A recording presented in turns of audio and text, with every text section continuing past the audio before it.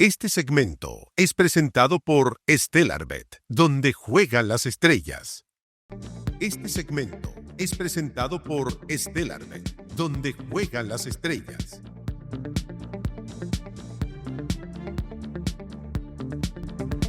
El gobierno anunció un paquete de medidas para reforzar la seguridad en los establecimientos educacionales tras el ataque sucedido en el Instituto Obispo Silva Lezaeta de Calama, donde murió una inspectora. Entre las iniciativas destacan un proyecto de ley para permitir la revisión de mochilas y la instalación de detectores de metales en colegios, medidas respaldadas por el presidente José Antonio Kast. La urgencia de estas acciones se enmarca en una seguidilla de episodios de violencia escolar registrados en Chile, Argentina y Estados Unidos, con casos recientes en Curicó, Santa Fe y Texas. El arribo del primer pórtico detector de metales a Calama refuerza la discusión sobre nuevos protocolos de ingreso y seguridad en medio de un debate político, social y educativo sobre los límites y alcances de estas herramientas. Camilo. Oye, tal vez no se le está tomando mucho el peso a lo que está ocurriendo en esta materia a los colegios. Pero antes de entrar a las medidas de CAS, tal vez hacer una cuestión con más perspectiva, en el sentido de que las clases empezaron recién. En marzo los estudiantes están volvieron a las aulas, y en menos de un mes tenemos no solamente el caso de Calama, que tal vez ha acaparado las portadas, tal vez por las características propias que tiene el caso en sí, el perfil que se ha hecho de la persona, del autor, que además es mayor de 18 años y hoy día, entiendo que se formaliza hoy día y se está pensando en una suerte de cadena perpetua. Ayer la Ñuñoa informó que también ocurrió un apuñalamiento afuera de su liceo. Esto fue información que sacó el Departamento de Educación de la Muni de Ñuñoa, en uno de sus establecimientos. Un estudiante afuera digamos, del colegio fue apuñalado. Otro estudiante, está lo de Curicó, que se detecta que un estudiante estaba ingresando con un arma. En el colegio polivalente de Japón. Exactamente, en la comuna de Curicó. Y hay un escenario internacional que ayer mucha gente reclamaba en redes sociales, porque había mucho titular sensacionalista con lo que ocurrió en Santa Fe, Argentina. Porque no aclaraban que en el titular que era en Argentina, y la gente tendía a confundirse que era otro caso, además de violencia escolar, en Chile. Y también ocurrió algo similar también en Estados Unidos, que fue bien cruento, también lo trajeron los medios internacionales. Y en ese contexto el presidente Kast hoy día en la mañana trata de darle una explicación, un marco a esto, y él dice que viene de mucho antes en la situación de la violencia en los colegios, y apunta a el episodio de María Música arrojándole un jarro de agua a la ministra de Educación, en ese entonces Bachelet 1, que se acuerdan ese episodio. Hoy día María Música es una mujer que debe estar bordeando los 30 años de edad, y ha pasado bastante, digamos, de ese episodio, pero él lo atribuye fundamentalmente a que hoy el presidente habla de faltas de respeto, y como que todo esto es un problema de falta de respeto. Y eso se circunscribe también en estas medidas que estaba proponiendo desde el Ministerio de Educación. Anunciaron estas medidas, revisión de mochilas, apunta también a poner detector de metales al ingreso, y vamos a enterarnos, me imagino yo, en el camino, una vez que esté el proyecto entregado y presentado ante el Congreso, cuáles otras medidas va a implicar esto. Pero claramente la perspectiva es una sola, que es circunscribirlo en que los estudiantes son algo así como un agente peligroso que hay que revisar, controlar y perseguir. Ignorando por completo que también pueden haber, por ejemplo, otras causas. Por ejemplo, la misma familia puede estar viviendo el menor de edad violencia, como también problemas de salud mental con el tema de la inteligencia artificial. Hoy en día hay menos formas de sociabilizar con otros estudiantes o personas en general, desde la pandemia, de hecho. Entonces, claro, estos no son casos aislados, como decía Camilo, porque el caso de Calama dejó a 3 estudiantes heridos, una inspectora lamentable sin vida, y tras esto 40 alumnos pidieron apoyo psicológico, el cual sigue activo. En el colegio polivalente de Japón de Curicó. Un adolescente también de 15 años intentó entrar con un arma, un funcionario la detecta a tiempo y luego el menor se la entrega a su mamá, quien la llevó a Carabineros. Y la policía dice que no hubo intervención inmediata de ataques a otras personas, pero que justifica los chequeos preventivos. Y como comentabas, claro, ya llegó el primer pórtico a Calama, tengo entendido. Y el uso depende de la venia del ministerio y del consejo escolar. Y además la ministra María Paz Arzola indicó que van a potenciar los instrumentos pedagógicos también para manejar este tipo de conflictos en las aulas. Sí, eso es lo que se viene. Se viene un panel en turno en vivo. Está acá Sebastián Flores Muga para analizar justamente estos hechos. Sí, estos hechos que ocurrieron ya hace varios días y siguen causando conmoción. Hola Geraldine, hola Camilo. Hola. Hoy día es un día que la comunidad del liceo conocido popularmente como el Lezaeta, pero en realidad el Instituto Obispo Silva Lezaeta de carácter confesional, pelaron ayer a la inspectora. Era muy querida por la comunidad, se ha repetido incansablemente. Ya está el primer portivo detector de metales y mañana está la reunión de toda la comunidad académica, donde van a tomar decisiones también respecto no solo al tema de seguridad, sino que también al tema psicológico. Se habla mucho de la preocupación que hay que tener respecto a la salud mental de los estudiantes, a sus sueños, sus miedos, sus frustraciones, su anhelo, la atención que tiene que ponerle no solo la comunidad educativa, sino también las familias. Y ahí también, escuchando la entrevista del presidente Kast en la mañana en Archi, uno se pregunta en qué tiempo también la familia puede hacerlo, si mezclando con otras medidas que actualmente el gobierno tiene en cuestionamiento, que son las 40 horas, una legislación que se avanzó en el gobierno anterior, que actualmente está puesta en duda. ¿Cómo se conjuga el tema educacional? Porque acá entra el tema de educación, entre el tema también incluso de género, el rol que tienen las mujeres cuidadoras, del tiempo que le pueden dedicar a sus hijos, y también, por supuesto, el Ministerio de Educación, que tiene el deber también de resguardar por quienes son parte de esto. En turno en vivo los dejo invitados desde ya, vamos a tener un panel donde vamos a analizar esto a fondo desde toda su arista, desde su arista educacional, desde su arista psicológica, desde su arista también social, cómo entender estas cuestiones que nosotros veíamos tan lejanas en países del norte global. Ahora parece que son, vemos el caso de Curicó, vemos el caso de Ñuñoa, que se pueden repetir, y si no tomamos medidas ahora puede volverse mucho más complejo. Así que los dejo invitados desde ya. Puesto número 2. El Parlamento de Israel aprobó una ley que establece la pena capital como sentencia por defecto para palestinos condenados por ataques terroristas mortales en una decisión impulsada por la extrema derecha y respaldada también por el primer ministro Benjamín Netanyahu. La medida ha generado críticas desde la oposición, la autoridad palestina y países europeos que advierten un eventual impacto sobre los principios democráticos y los derechos humanos. En paralelo, un informe de entidades israelíes reveló que los casos de acoso contra cristianos aumentaron un 63% durante el año 2025, con episodios que van desde escupitajos hasta la violencia física y vandalización de símbolos religiosos. La mayoría de los incidentes se concentró en Jerusalén en medio de una creciente preocupación por la convivencia religiosa y seguridad de las comunidades cristianas. Sí, esto fue aprobado ayer por el... que ojo, no es que se haya presentado un proyecto, varios estaban comentando, lo vi en alguna radio en la mañana, comentando de que esto estaba recién en una fase inicial, ¿no? Esto fue aprobado por el Knesset, que es el Parlamento israelí. Esto entra en vigor, fue aprobado por 62 votos a favor, solo 48 en contra en Israel. Y en la lectura que están haciendo claramente todos los medios internacionales, ahí estamos viendo, por ejemplo, el titular de la BBC, es justamente y mira cómo celebran. Que esto apunta justamente hacia la palestinos condenados y por los delitos que tú mencionabas, es pena de muerte por la horca, es la forma que tienen en Israel para justamente aplicar esta pena capital, y hay que ver evidentemente lo que esto está generando hoy día en organizaciones de derechos humanos, que ya expresaron su opinión, una opinión claramente crítica. La pena de muerte, la pena capital, es algo que se considera, al menos en el mundo occidental, como algo retardatario y retrógrado. Es algo que en el fondo pertenece a otra época y los países civilizados no debieran estar discutiendo y mucho menos aprobando este tipo de medidas, sea cual sea el el delito. Oye, justamente quiero aprovechar, acá en el chat preguntan, ¿y en Israel hay oposición?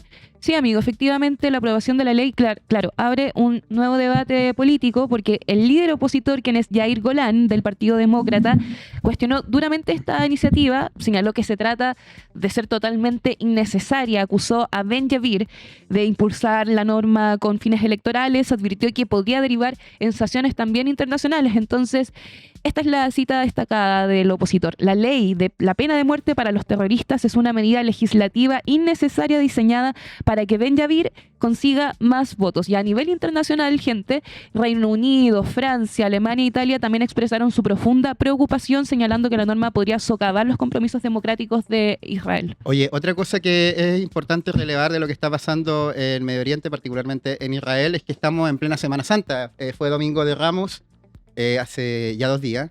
Y hubieron restricciones, no sé si se enteraron, a la autoridad eclesiástica católicas. La policía israelí impidió el ingreso del cardenal Pier Battista Pizzaballa, patriarca latino en Jerusalén, y la máxima autoridad católica en la Tierra Santa, al Santo Sepulcro para la misa privada de Domingo de Ramos, junto a otros 3 altos cargos eclesiásticos. Una decisión que fue justificada por razones de seguridad en el contexto de la guerra con Irán, aunque posteriormente Benjamín Netanyahu, máxima autoridad israelí, informó que se permitirá el acceso para las próximas ceremonias religiosas. Va a estar complejo esta Semana Santa, este jueves, viernes, sábado y domingo santo, cuando Jesucristo vuelve a nosotros, en la llamada Tierra Santa, en un complejo particularmente conflictivo, históricamente conflictivo, pero este 2026, en una situación que tiene en ascuas actualmente no solo a la zona, sino que al mundo. Sí, justamente, de hecho, en Jerusalén ocurren todos los hechos que marcan la Semana Santa. De hecho, el Domingo de Ramos es básicamente la llegada de Jesús a Jerusalén.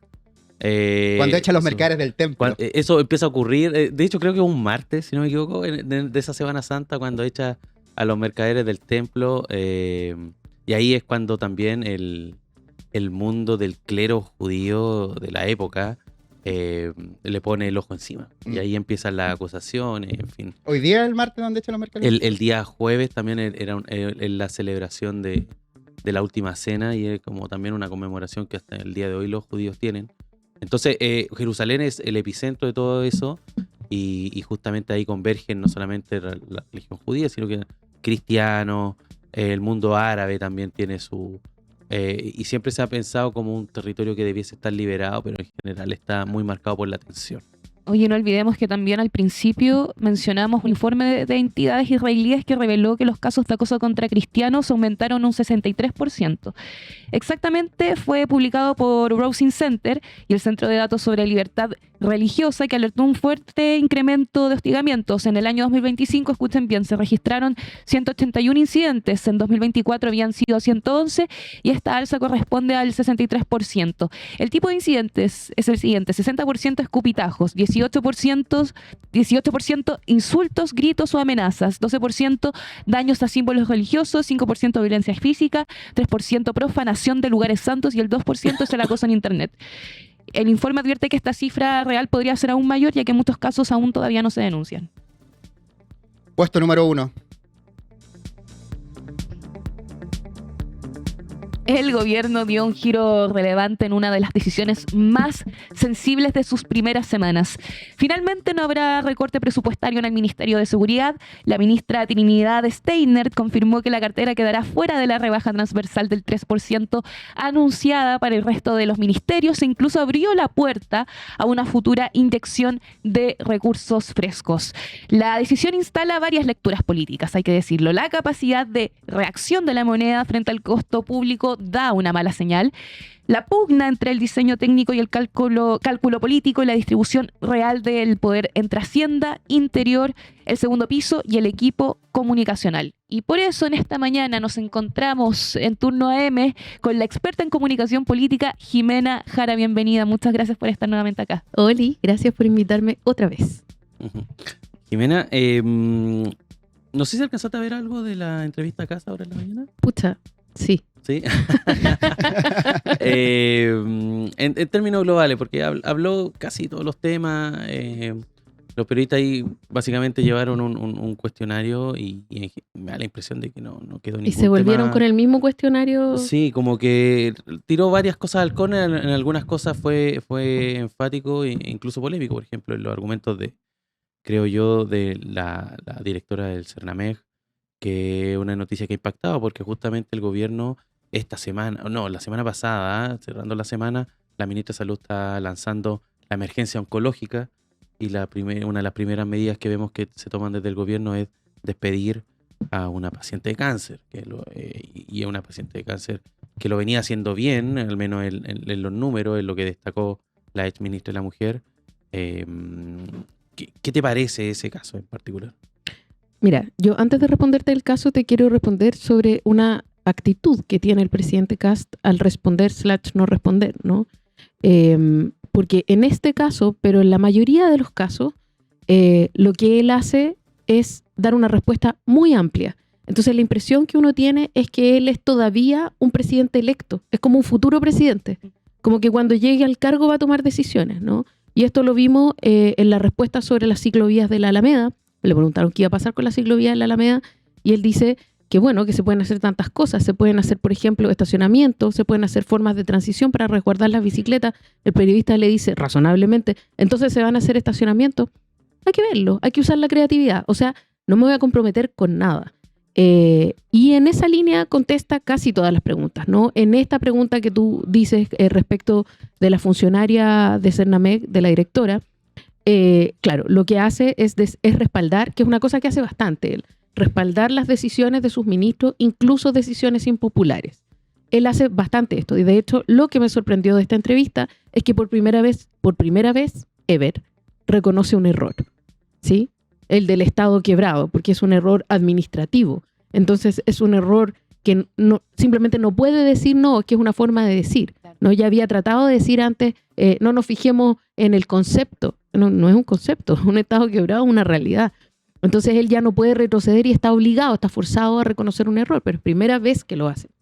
Entonces lo que hace en total es no dar ninguna certeza. Y eso a mí me llama mucho la atención porque muchos de los periodistas que estaban ahí, yo que lo estaba escuchando, me imaginé que él iba a tratar de reframear, o sea, de volver a enmarcar el relato de las medidas de la benzina, por ejemplo, que han sido tan impopulares y que lo han ido tirando fuera de su espacio de luna de miel, de su breve luna de miel. Entonces creí que él iba a intentar de nuevo un relato en ese sentido, y tampoco. Y tampoco anunció nuevas medidas, y tampoco se calzó con medidas. Entonces lo que hay es una ideas, unas intenciones muy buenas, pero muy ambiguas también, ¿no? Nos vamos a preocupar de la gente, vamos a trabajar, que es como la continuación del todo va a estar bien. Pero usted es el presidente de la República, si tan solo tuviera una idea de cómo esto se va a ir arreglando y parece que no las tiene. Entonces es bien decepcionante. Se ha criticado mucho ha emergido esta crítica del mundo de la oposición de que este es un gobierno insensible, un gobierno que no le tiene falta, alma, decía ayer Tironi. Falta humanidad. Claro, Tironi lo vi en la mañana, y también en el Congreso me parece que fue una senadora que habló de falta de humanidad. Es una crítica efectiva porque, por ejemplo, se puede dar una lectura. El presidente optó por ir a la final del Champions de Chile el fin de semana en lugar de acompañar a la familia en Calama, ¿cierto?, de la inspectora que fue asesinada, y también las respuestas que dio hoy día respecto a la directora de Cernameg, o también cómo explica los hechos de violencia en los colegios, que en el fondo lo remonta a cuando María Música le arroja, ¿cierto?, este jarro de agua. Es culpa de la izquierda, como siempre. La pregunta que te quería hacer es, ¿la crítica a la insensibilidad y a la falta de humanidad es una crítica efectiva? ¿Es un buen relato para la oposición para provocarle o dar cuenta de que este gobierno por ahí no está en el mejor de los caminos? Mira, la crítica de su falta de empatía es sobre todo una constatación. No necesariamente es una estrategia política. Pero sobre si es una buena estrategia política el señalar su falta de humanidad, de sangre, decía Tironi, de alma, depende, Depende, porque hay dos modelos de autoridad, ¿cierto? Tú tienes este modelo que es el soft power, que es como el modelo Bachelet por excelencia, ¿cierto? O Boric, que es un líder más bien amable, empático, cálido, que sabe contener, que entiende lo que el otro está pasando, ¿cierto? Y la crítica a ese mundo es que es todo cariño, decía Patricio Navia, la cariñocracia, ¿no? Tratando de desmerecer esta idea de que esta blandura no necesariamente implica orden. Entonces, gente demasiado amable, pero que no toma decisiones. Y por ahí se le critica.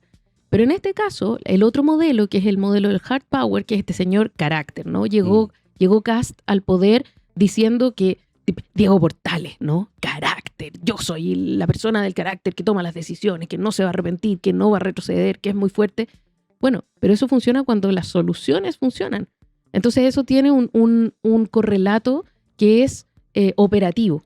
Entonces, si él es mandón y ordena, bueno, que ordene. Pero si es mandón y no ordena, entonces lo que nos falta es humanidad. Porque si él decide cosas, como por ejemplo que la gente se apriete el cinturón, pero mientras tanto él se sube el sueldo, si él dice, por ejemplo, vamos a resolver esta emergencia en seguridad, y eso es carácter, pero después hay un recorte del 3% que tiene que ser reparado un poco por secretaría. Ahora le preguntaron en la entrevista por ese recorte, y él dice que es un caso como especial, ¿no? Entonces le preguntan, bueno, pero ¿y qué va a pasar con los ministerios sociales? Porque él se va a preocupar, se supone, de los súper vulnerables, de la gente más vulnerable, de la gente que tiene más necesidad. Entonces, ¿qué va a pasar con los ministerios sociales? Educación, salud, desarrollo social, vivienda. Bueno, lo vamos a ver caso a caso. Bueno, pero ¿cómo? ¿Va a ser un recorte parejo del 3% o no? Es parejo, pero lo vamos a ver caso a caso.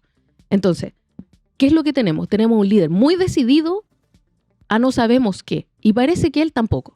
Entonces, es un modelo que funciona, el modelo de la autoridad ordenadora, digamos, este padre autoritario, según Lakoff, funciona, pero funciona cuando hay un correlato que hace que realmente se ordenen las cosas. Pero lo que está pasando no es que se ordenen las cosas, y es que el relato que él tiene de ordenamiento no está siendo coherente con las determinaciones que él está tomando, porque él está diciendo no hay plata, y sin embargo vamos a bajar impuestos.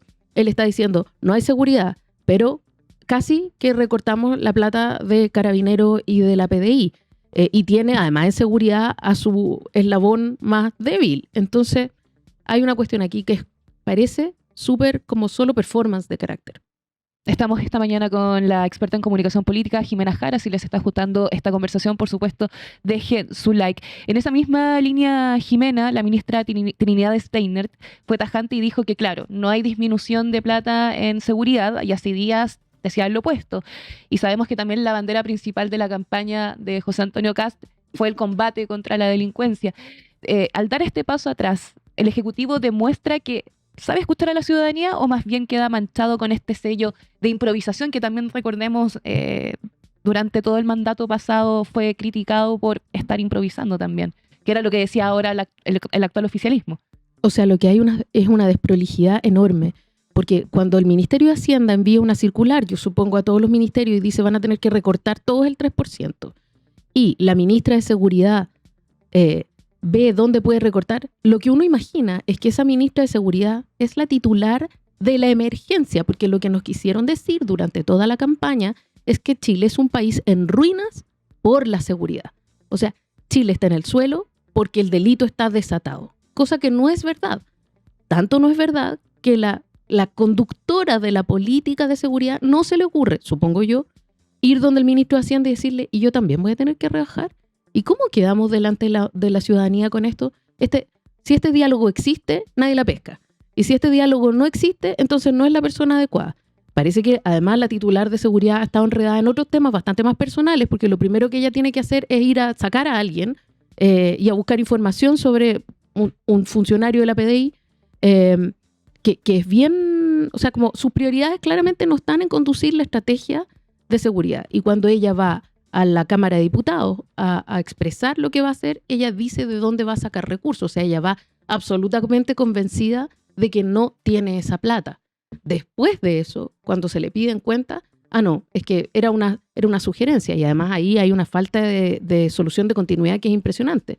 Es como, no, bueno, era una idea recortar, pero en verdad no va a ocurrir. Entonces, no es una cosa que estuviera pensada, es una cosa que se hace sobre la marcha, se hace con una funcionaria que básicamente está muy complicada en este momento, que ha dado señales muy contradictorias, y entonces hoy día la ministra que peor lo ha hecho o que más embarrada se ha mandado es la ministra que está conduciendo, se supone, la más importante de todas las promesas de José Antonio Kast.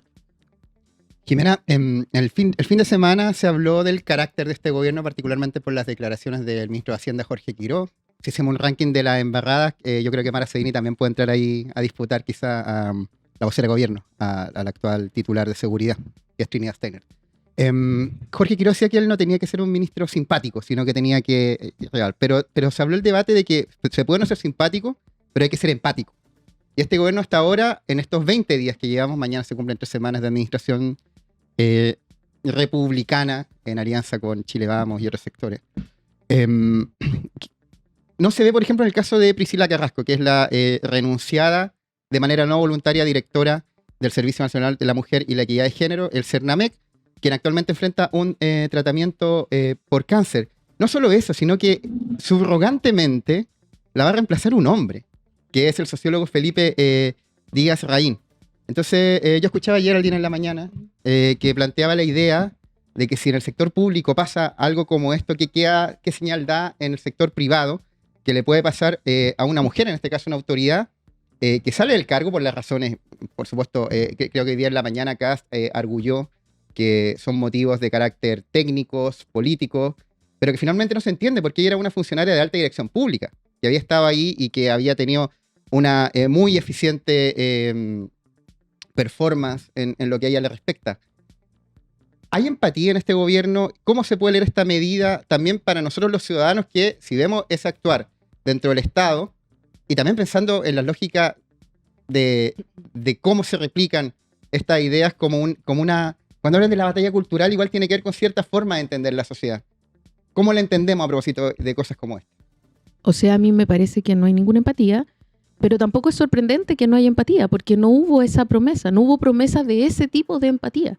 Este es un gobierno que se delimita a sí mismo en torno efectivamente a una batalla cultural que dice que no va a dar, y eso es mentira, porque está dejando de apoyar un montón de iniciativas que sí tienen que ver con la igualdad, con la equidad de género, etcétera. Esa no es la línea del gobierno.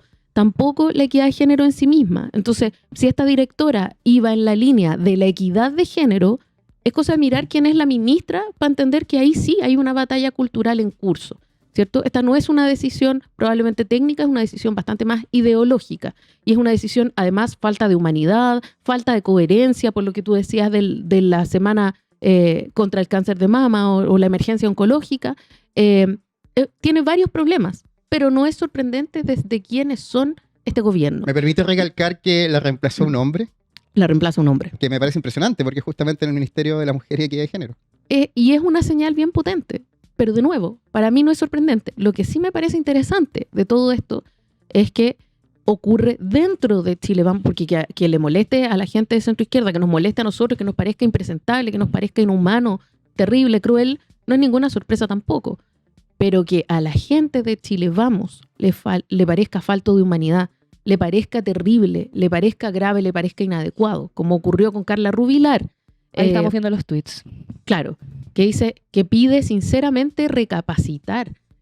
Y lo que dice Carla Rubilar, si esto es real, duele. Duele. Lo toma no solo desde el punto de vista político, sino también de un punto de vista humano. Y Evelyn Matei, ex candidata presidencial. Evelyn Matei le responde, tienes razón, ¿cierto? Entonces, lo que hay aquí es una división porque Carla Rubilar no es exactamente bolchevique, es del alma del piñerismo, y Evelyn Matei también es de esa generación y de ese mundo, y entre ellas están de acuerdo en que hay un cierto tipo de cosas que superan todo límite de lo razonable, de lo humano, de lo ético, de lo no doloroso, y que este tipo de cosas traspasan esa frontera. Entonces, lo que aquí te muestra, y voy a volver al inicio de la pregunta, que es la pregunta por Quirós, si él es simpático o no es simpático.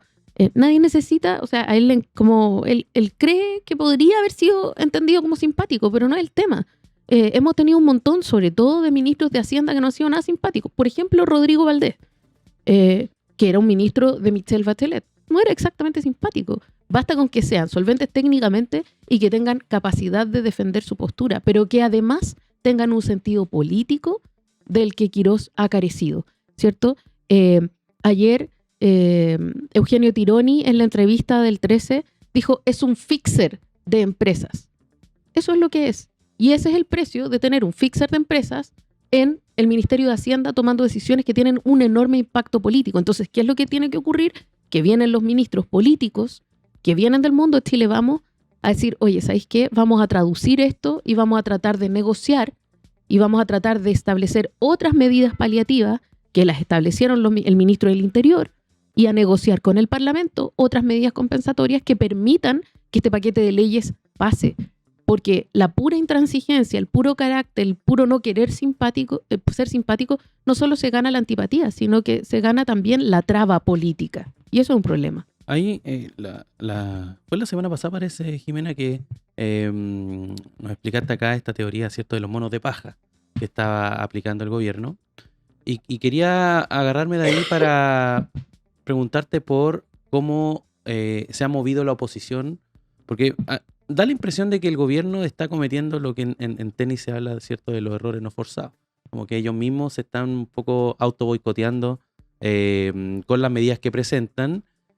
Y la oposición trata de reaccionar en general un poco a todo, desde la primera dama cocinando en La Moneda, ¿cierto?, hasta todos los temas que van surgiendo. Cosa que dice Poduje, hay una reacción en la oposición, y sin embargo da la impresión de que quienes mejor están leyendo las cosas importantes o las cosas relevantes y se manifiestan en ese momento es justamente la oposición interna, podríamos decir, del gobierno. O sea, el tema es importante cuando habla Matei. Cuando Matei se mete, por ejemplo, Matei se metió en el tema del MEPCO, es porque el tema es relevante y le va a hacer daño al gobierno, un daño que quedó demostrado en las encuestas que han ido saliendo en las últimas 2 semanas. Y ahora, claro, el tema Cernamec también aparece Matei y se mete y da la impresión de que ella está separando mucho mejor que el resto de la oposición la paja del trigo, ¿cierto?, en este ejercicio. ¿Cómo ves a la oposición en estos primeros pasos del gobierno de Kast? Mira, lo primero es que siempre es más noticia cuando tu enemigo interno te dispara que cuando te dispara tu enemigo de siempre, ¿cierto? Como rompe la coherencia de las cosas. Siempre es más jugoso cuando Frey le dispara al gobierno de Boric, por ejemplo, que cuando lo hace la derecha. Entonces, hay en eso una cuestión que es bien normal. Pero lo que yo creo es que la oposición partió muy desconcertada, tratando de responder todas las pelotas que venían a una velocidad enorme, y se ha ido canalizando de a poco. Porque lo que hay que hacer acá, frente a esta estrategia, es tener 2 velocidades o 2 fuerzas de respuesta, si tú quieres.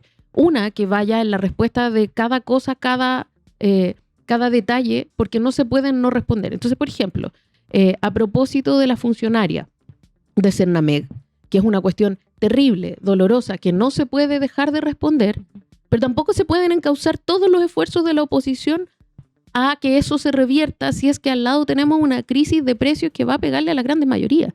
Entonces necesitamos que haya, por un lado, una parte de la oposición que responda a este tipo de cosas, que son dolorosas, que son duras, que son infamantes, que son intolerables y que son acotadas, y vaya respondiendo, insista, y que haya otra parte de la oposición que vaya señalando aquellas cosas estructurales frente a las cuales no hay respuesta. Entonces, por ejemplo, la entrevista de José Antonio Kast a mí me deja una pura claridad, que es que hay mucha más incertidumbre que certidumbre en la hora en la que él habló. Y que sobre los combustibles él no dio ninguna respuesta, no se comprometió con la mayoría y solo tapó los agujeros de percepción. Eso es estructural, ¿cierto? Y el resto de las cosas él las paleteó. La ciclovía, la funcionaria, los migrantes. Bachelet, los migrantes. Entonces, ahí un poco chutea al córner, a veces con más gracia, a veces con menos gracia. Pero necesitamos que también la oposición sea capaz de ir respondiendo los golpes o los disparos a corto plazo, pero también sea capaz de ir viendo de qué manera la estrategia que ellos dijeron que iban a implementar no se ha ido implementando. Jimena, viendo el diseño por otra parte también de este mandato, vemos tensiones evidentes, porque por un lado está el enfoque técnico y por otro está el cálculo político, si queremos decirlo de alguna forma, porque vemos a Alejandro, que es el jefe del segundo piso, con una visión de Estado, y a Valenzuela enfocado más bien en este discurso mediático y los costos públicos. ¿Estamos ante un choque insalvable entre estas dos personas o no? A nivel comunicacional. Yo creo que si se llevaran bien, podría funcionar estupendo, si se escucharan mutuamente. Si funcionan de manera paralela, como normalmente pasa en los segundos pisos, para que estamos con cosas, eso puede ser un problema. ¿cierto? Ahora, respecto de, claro, yo entiendo que aquí hay una mano más política y una mano más comunicacional, y esa mano comunicacional, que es la de Valenzuela, es un poco más implacable, ¿cierto? Es la mano de los parásitos del Estado quebrado, queremos decir.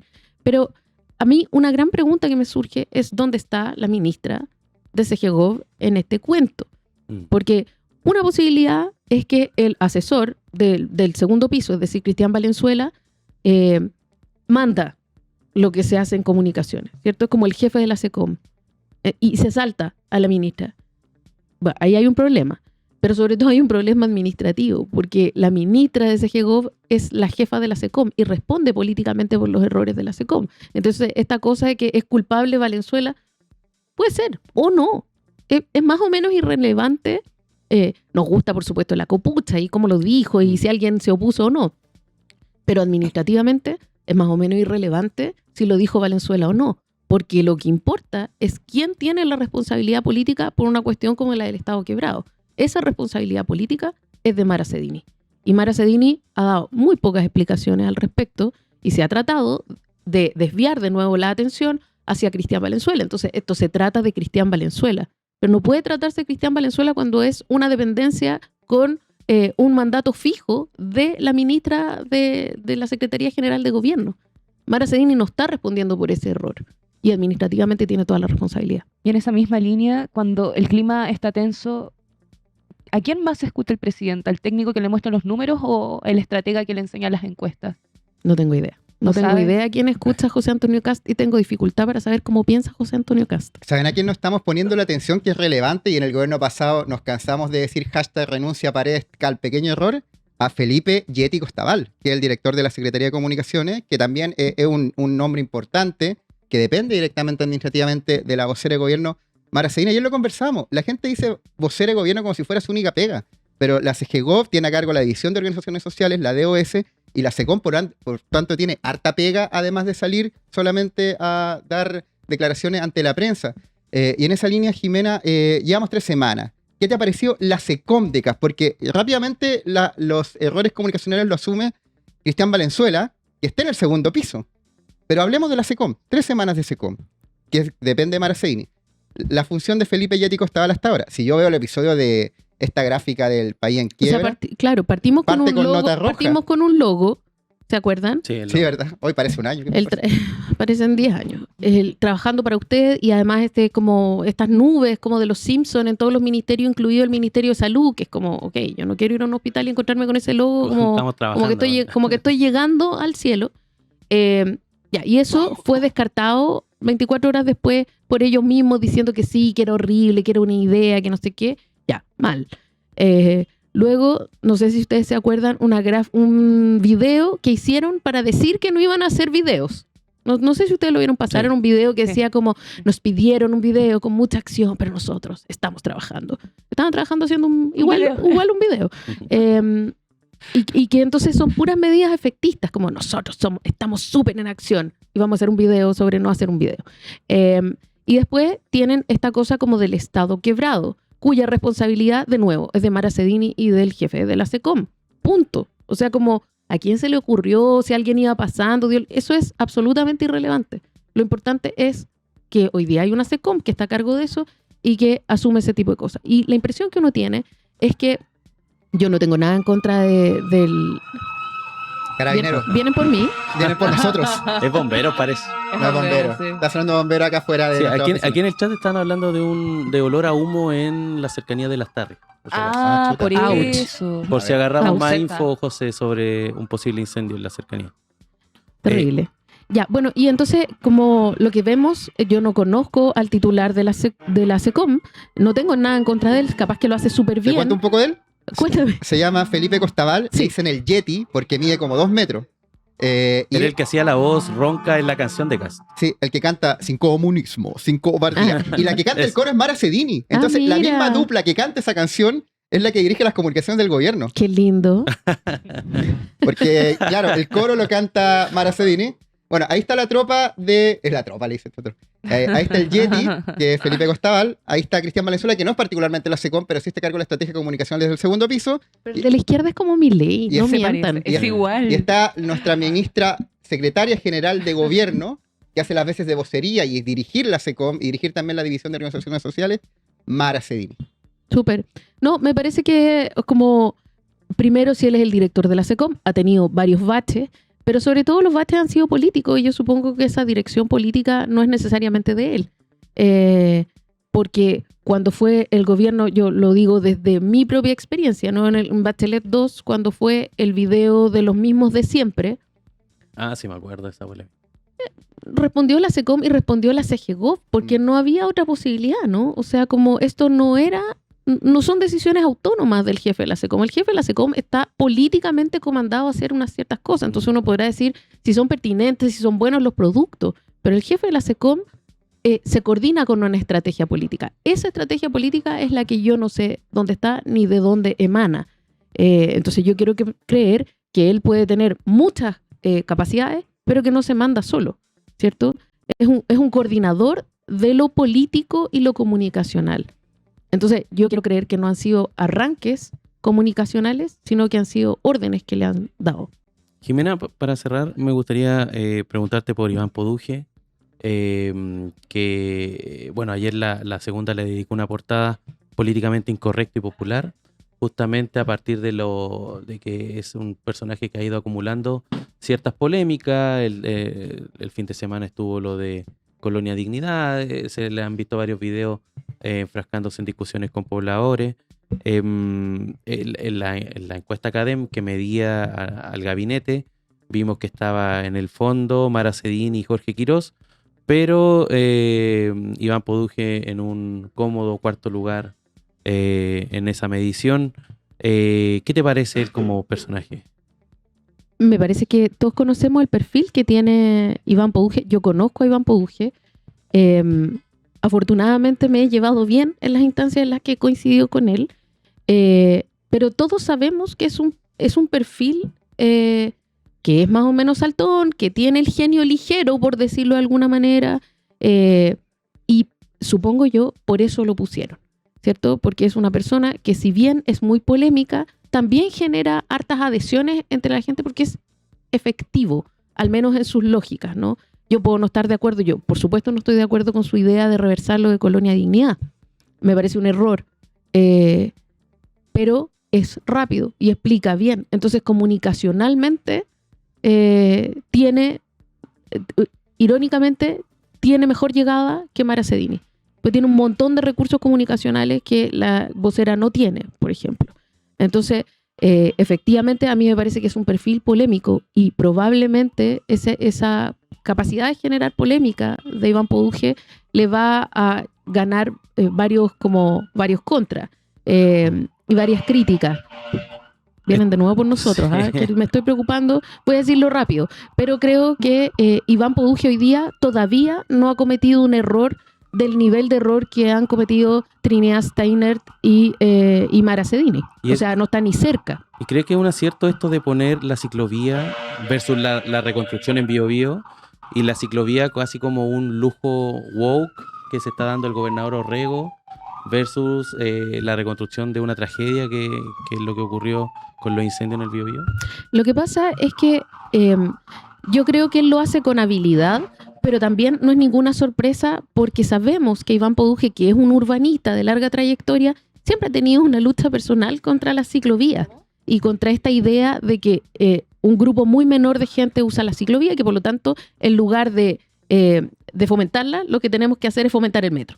Esa ha sido como la gran idea de urbanismo que ha tenido siempre Iván Poduje. En ese sentido, es bastante coherente con quien ha sido él profesionalmente, porque a diferencia de otros ministros, Iván Poduje por lo menos conoce de ciudad. Y esa es su apuesta. Entonces, él se ha visto enfrascado en esta polémica. Yo estoy en desacuerdo con Iván Poduje y estoy de acuerdo con Claudio Orrego, por supuesto que sí. O sea, además hay una inversión ahí que ya está hecha y todo.